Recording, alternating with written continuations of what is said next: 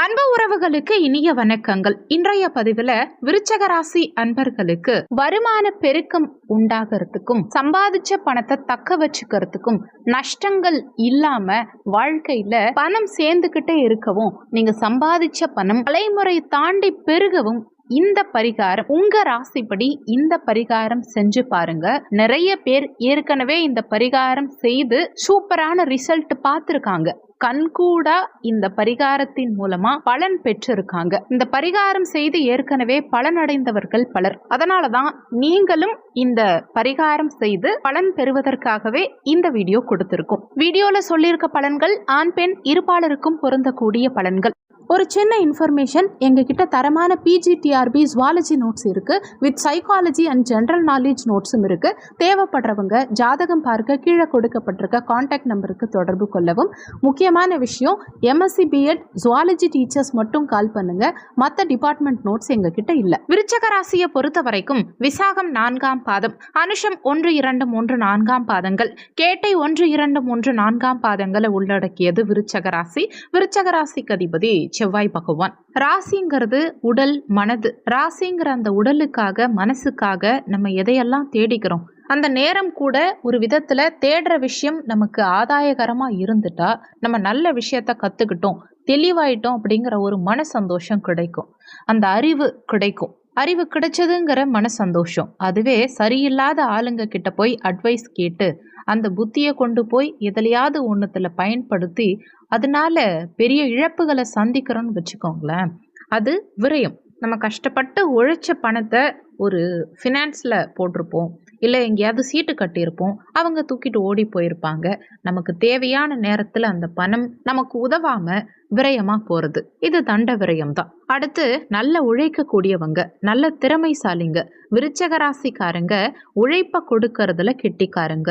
Heart ஒர்க்குன்னு சொல்லுவாங்க இல்லையா, அந்த செவ்வாய் மட்டும் ஒரு ஜாதகத்துல ராசி அதிபதி அவங்களுக்கு பலமா இருந்துட்டா காயப்படும், வேர்க்கும், கடினமா இருக்கும், உடல் வலிக்கும் அப்படிங்கறதையெல்லாம் பொருட்படுத்தாம ஆண்களா இருந்தாலும் பெண்களா இருந்தாலும் மாங்குன்னு வேலை செய்வாங்கன்னு சொல்லுவாங்க இல்லையா, அந்த அளவுக்கு கடுமையான உழைப்பை கொடுக்கக்கூடியவர்கள் இந்த விருச்சக ராசி என்பர்கள்.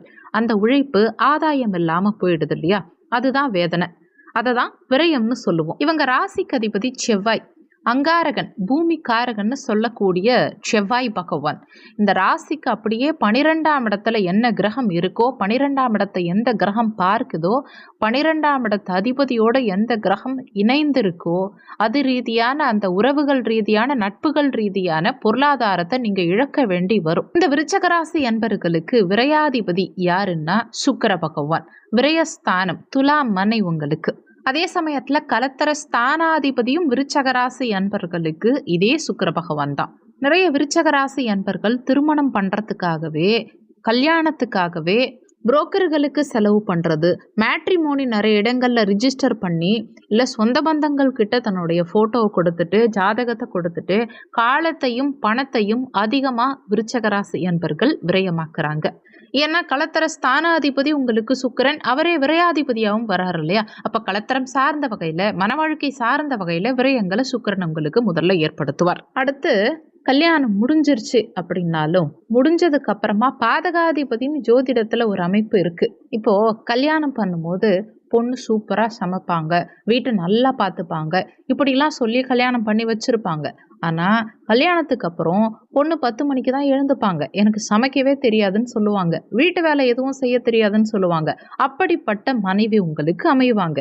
இந்த அமைப்பையும் கொடுக்கறது சுக்கிரன் தான். அதே மாதிரி இப்ப கணவனுக்குன்னு பார்த்தா நல்ல வேலைக்கு போறாங்க, கை நிறைய பணம் சம்பாதிக்கிறாங்க, இவங்க இல்லைன்னா அந்த ஆஃபீஸே ரன் ஆகாதுங்கிற அளவுக்கு கல்யாணத்துக்கு முன்னாடி போய் சொல்லி கல்யாணம் பண்ணியிருப்பாங்க.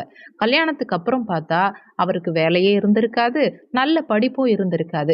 இப்படி ஏமாத்தி அந்த பையனை உங்க தலையில கட்டியிருப்பாங்க. இந்த மாதிரியான அமைப்புகளை கொடுக்கறதும் உங்களுக்கு சுக்கிரன் தான். 7ஆம் இடத்து கிரகம் சுக்கிரன்கிறதுனால விருச்சக ராசி அன்பர்கள் பிறருடைய மதிமயக்கத்தினால, ஒரு வசீகரத்தினால, ஈர்ப்பு சக்தியால தன்னுடைய நேரத்தையும் பணத்தையும் இழக்கிறாங்க. தவறான உறவு முறைகளால தன்னுடைய நேரத்தையும் பணத்தையும் இழக்கிறாங்க. அப்ப அந்த சுக்கிரன் கொண்டு போய் சம்மந்தமில்லாத ஒரு வரன்ல சிக்க வச்சதுக்கு அப்புறமா சிக்கன வலையில இருந்து வெளியில வரணுமே, அதுக்கு சில சட்ட திட்டங்கள்லாம் இருக்கு இல்லையா. அப்ப கோர்ட்டு கேஸு வம்பு வழக்கு இப்படி அலைஞ்சு திரிஞ்சு பஞ்சாயத்தை எல்லாம் அட்டன் பண்ணி இந்த பிரச்சனையிலிருந்து வெளியில வரத்துக்கு தீர்வு பார்க்கறதுக்காக விருச்சக ராசி அன்பர்கள் தன்னுடைய நேரத்தையும் காலத்தையும் அதிகம் விரயமாக்குவாங்க. மற்ற ராசிக்காரர்களுக்கும் வருது இந்த மாதிரி பிரச்சனை, இருந்தாலும் விருச்சக ராசி அன்பர்களுக்கு இந்த பிரச்சனை கொஞ்சம் அதிகமாகவே வரும். அடுத்து சுக்கிரன் வாகனக்காரகன், வண்டி வாகனக்காரகன். நீங்க எவ்வளவு நல்ல சுத்தமான வண்டி வாகனங்கள் வாங்கி சிறுக சிறுக சேர்த்து நம்ம உண்டு நம்ம வேலை உண்டுன்னு போயிட்டு இருந்தா கூட அப்பதான் சொந்த பந்தம் யாராவது வந்து இந்த வண்டியை கொஞ்சம் கடனா கொடுக்குறீங்களா, 1 மணி நேரத்துல கொடுத்துட்றேன் இப்படின்னு ஃப்ரெண்ட்ஸோ சொந்த பந்தங்களோ கேட்கும்போது தவிர்க்க முடியாம கொடுப்பீங்க. எங்கேயாவது விட்டு வண்டியை உடைச்சு எடுத்துட்டு வருவாங்க. உடைச்ச பார்ட்டை கூட சொல்ல மாட்டாங்க.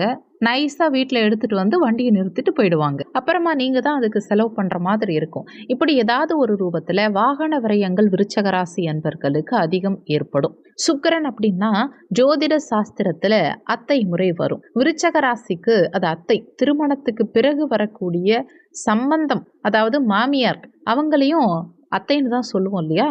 உங்க உறவு நிலையிலையும் அத்தை மாமான்னு சொல்லுவோம். இவங்க மேல அதீத மதிப்பு மரியாதை பாசம் வைத்து நல்ல நிலையை அனுபவிச்சா அது சுபவிரயம். இவங்க மேல மதிப்பு மரியாதை பாசம் வச்சதுக்கு அப்புறம் அவங்களால நீங்க துன்பப்பட்டா அது அசுப விரயம். இதுவுமே விருச்சக ராசிக்கு அதிகப்படியான விரயங்களை கொடுக்கும். அடுத்து விருச்சக ராசி செவ்வாய் அம்சமா கொண்டது. ஒரு நிலம் வாங்கினேன், பூமி வாங்கினேன், சந்தோஷமா இருந்தது. அது ஃப்ளாட்டா வச்சிருந்த வரைக்கும் எனக்கு பிரச்சனை இல்லை. ஒரு கட்டடத்தை கட்டலான்னு முயற்சி பண்ணேன். ஒரு இன்ஜினியரை கூப்பிட்டேன், மேப் போட்டு கொடுத்தாங்க, எல்லாம் வாங்கிட்டு கட்டடத்தை கட்ட ஆரம்பிச்சேன். இன்ஜினியர் அட்வான்ஸ் வாங்கிட்டு போயிட்டாங்க. அட்வான்ஸை திருப்பி கொடுக்க மாட்டேங்கிறாங்க. இல்லை இன்ஜினியர் ஓடி போயிட்டாங்க. இல்லை பணத்தை நிறைய கொடுத்தேன், நான் பிளான் பண்ணபடி உறுதியாக அந்த கட்டடத்தை கட்டி குடிக்கல. இப்படி ஏதாவது ஒரு வகையில் வீடு சார்ந்த பிரச்சனை கொடுக்கும். ஏன்னா சுக்கிரன்னாலே ஒரு அழகான கட்டடம், அழகான விஷயங்களை உருவாக்கி கொடுக்கறத உங்கள் கை நழுவி போகக்கூடிய நிலையை ஏற்படுத்திடுவார். பூமிக்காரகன்னு சொல்லக்கூடிய அங்காரகனுக்கு விரயஸ்தானத்தில் சுக்கிர பகவான் ஆதிபத்திய கிரகமா வரதுனால இந்த மாதிரியான பாதிப்புகளை எல்லாம் கொடுக்கிறார். கணவன் மனைவி சார்ந்த விரயம், தாம்பத்திய விரயம், பூமியினால் விரயம், அத்தையினால விரயம், உறவுகளால விரயம், தன்னை அழகுபடுத்திக்கிறதுக்காக விரயம், உழைப்ப இன்னொருத்தவங்க கிட்ட அடகு வைக்கிறதுனால விரயம், சரியான லாபங்கள் கிடைக்காததுனால விரயம், இதெல்லாம் விருச்சக ராசி அன்பர்களுக்கு இருக்கும். இந்த விரயங்களிலிருந்து விடுபட என்ன பண்ணலான்னா, யார் உங்களுக்கு பிரச்சனையை கொடுக்கறாங்களோ அவங்க காலில் விழுந்தா பிரச்சனை முடிஞ்சது. உங்களுக்கு சுக்கிரன் தான் விரயங்களை கொடுக்கிறவர். நவகிரகங்களில் இருக்கும் சுக்கிர பகவானை வெண்மை நிற பூக்களால் அலங்காரம் பண்ணி வெண்மை நிற பட்டு துணி உடுத்தி சுக்கிர பகவானை வழிபாடு செய்யறது உங்களுக்கு விரயங்களை குறைக்கும், பெரிய விரய செலவுகளிலிருந்து தவிர்க்கும். விருச்சக ராசியில பிறந்தவங்க வாழ்நாளில் விரய செலவுகளிலிருந்து வெளியில வரணும், தேவையில்லாத விரய செலவுகளிலிருந்து வெளியில வரணும்னு நினைச்சா கஞ்சனூரில் இருக்கக்கூடிய சுக்கிர பகவானை ஒரு முறை வழிபாடு செஞ்சுட்டு வர்றது நல்லது.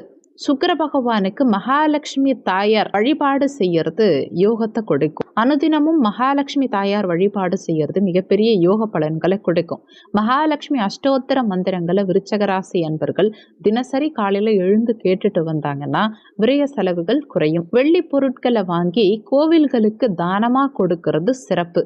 வெள்ளி விளக்கு, வெள்ளி மணி, இல்ல சுவாமிக்கு அலங்கார பொருட்கள் எல்லாம் கூட வாங்கி கொடுக்கலாம். அதே மாதிரி இந்த திருமண வாழ்க்கையில் பிரச்சனை இருக்கவங்க இந்த விஷயம் ஃபாலோ பண்ணுங்க. ரொம்ப கஷ்ட நிலையில் இருக்கக்கூடிய தம்பதிகளுக்கு ஆடை தானம் பண்ணுறது ரொம்ப ரொம்ப நல்லது. உங்களால் முடிஞ்சா வசதி வாய்ப்புகள் உங்களுக்கு இருந்தால் ரொம்ப கஷ்டத்தில் இருக்கக்கூடியவர்களுக்கு திருமணத்தை முன்னின்று நடத்தி வைக்கிறது, அதுக்கு ஒரு பகுதி செலவுகளையாவது நீங்கள் ஏற்றுக்கிறது. அதே மாதிரி அதிகப்படியான திருமண நிகழ்வுகளில் கலந்துக்கிட்டு அந்த தம்பதிகளை வாழ்த்துறதன் மூலமாக புண்ணியத்தை தேடிக்கிட்டு பெரிய விரய செலவுகளிலிருந்து வெளியே வரலாம். அடுத்து மனக்கோலத்தில் இருக்கக்கூடிய அம்மையப்பனை தரிசனம் பண்ணலாம். மீனாட்சி சொக்கநாதர் திருக்கல்யாணத்தை விருச்சக ராசி அன்பர்கள் தரிசனம் பண்ணிட்டு வரலாம். இது மாபெரும் வெற்றியை தேடி கொடுக்கும். சுக்கிர பகவானால் ஏற்படக்கூடிய தாக்கத்திலிருந்து வெளிவர மொச்சை பயிரை தானமா கொடுக்கறது யோகம். சும்மா ஒரு கைப்பிடி அளவில் கொடுக்காம 5 கிலோ 10 கிலோ இப்படி பெரிய அளவில் மொச்சை வாங்கி இல்லாதவர்களுக்கு நீங்க தானம் பண்ணிட்டு வந்தீங்கன்னா சாஸ்திரப்படி நல்ல முன்னேற்றத்தை கொடுக்கும், விரயங்களை தவிர்க்கும். வீட்டில் என்ன பண்ணலாம்னா, பொதுவாக வீட்டில் எல்லாருமே மகாலட்சுமி வழிபாடு செய்யறத விரும்புவோம். விருச்சக ராசி அன்பர்கள் பொருள் செலவுகளிலிருந்து வெளிவர வீட்டில் மகாலட்சுமி தாயாருடைய படத்தை அவசியம் வைக்கணும். அஷ்டலட்சுமியோடைய புகைப்படம் வீட்டில் இருந்தால் இன்னுமே சிறப்பு. திருமணத்துக்கு முன்னாடியும் நிறைய விரய செலவுகள், பொருள் செலவுகள் இருந்தது, பண செலவு இருந்தது. திருமணத்துக்கு பிறகும் செலவு இருந்துக்கிட்டே இருக்குன்னா 2 விளக்கு போதும். ஒன்று சுக்கரனுடைய அம்சமான அந்த வெள்ளியில் செய்யப்பட்ட காமாட்சி விளக்கு ஒன்று, பக்கத்தில் துணை தீபம்னு சொல்லக்கூடிய அகல் விளக்கு, மண் சட்டியில் செய்யப்பட்ட விளக்கு. 2 தீபத்தையும் நல்ல பசு நெய்யிட்டு வாசனை நிறைந்த பொருட்கள், இது எல்லா விருச்சகராசி அன்பர்களுடைய வீட்டிலையும் இருக்கணும். பட்டை, கிராம்பு, ஏலக்காய், தசராங்கம் பொடி, இப்படி வாசனை நிறைந்த பொருட்கள் வீட்டில் குறையாமல் பார்த்துக்கணும். குறைந்தபட்சம் ஒரு ஏலக்காயாவது அந்த தீபத்தில், அந்த விளக்கில் இட்டு தாமரை தண்டு திரியினால கலைமகள லக்ஷ்மி கடாட்சம் பொருந்திய தாயார, மகாலட்சுமி தாயாரை நினைத்து 2 தீபத்தையும் ஏற்றி எல்லா பிரச்சனைகளும் தீரணும்னு மனமாற வேண்டிக்கோங்க. இது பாகம் 1. வரும் வருமானத்தை தக்க வச்சுக்கிறதுக்கும் அதே சமயத்தில் விரயங்களை தவிர்க்கிறதுக்கும் இந்த வீடியோவில் வழிமுறைகள் பார்த்துருக்கோம். முதல்ல அதுக்கு பணம் வரணும் இல்லையா? பணம் வந்தாதானே விரயமாகறதுக்கு, பணம் வரத்துக்கு வழிமுறைகள் வேணும் இல்லையா? அந்த வகையில் அடுத்து பாகம் 2ல் வருமானம் பெருகிறதுக்கு என்னென்ன விஷயங்கள் உங்கள் ராசிப்படி நீங்கள் செஞ்சால் வருமான பெருக்கம் இருக்கும், 200% கேரண்டியாக பலன் கொடுக்கக்கூடிய சூப்பரான பரிகாரங்களை அடுத்த பார்ட்ல பாகம் 2ல் கொடுக்குறோம். இந்த வீடியோவை விட பாகம் 2 இன்னும் எஃபெக்டிவா இருக்கும். மிஸ் பண்ணாம கண்டிப்பா பாருங்க. சொல்லியிருக்கக்கூடிய பலன்கள் கோச்சார பலன்கள். இது வெறும் 20% தான் ஒர்க் பண்ணும். மீதி 80% உங்க சுய ஜாதகத்துல, ஜனன கால ஜாதகத்துல உங்களுக்கு என்ன தசாபுத்தி நடக்குது, தசாநாதனும் புத்திநாதனும் எங்க சஞ்சாரம் செய்யறாங்க, என்ன மாதிரியான சாரம் வாங்கியிருக்காங்க, இந்த மாதிரி நிறைய விஷயங்களை பொறுத்து 80% உங்க வாழ்க்கையில எல்லாமே நடக்கும். அதனால வீடியோல சொல்லி இருக்கிறது அப்படியே என் வாழ்க்கையில நடக்கும்னு நினைச்சு எதுவும் பயப்பட வேண்டாம். ஜாதகம் பார்க்கறதா இருந்தா வீடியோல ஜாதகம் பார்க்கன்னு கொடுத்திருக்க நம்பருக்கு வாட்ஸ்அப் பண்ணுங்க. இந்த வீடியோல உங்களுக்கு ஏதாவது சந்தேகம் இருந்தா கீழே இருக்க கமெண்ட் செக்ஷன்ல சொல்லுங்க. நன்றி. மற்றும் ஒரு நல்ல பதிவோடு மீண்டும் உங்களை சந்திக்கிறோம்.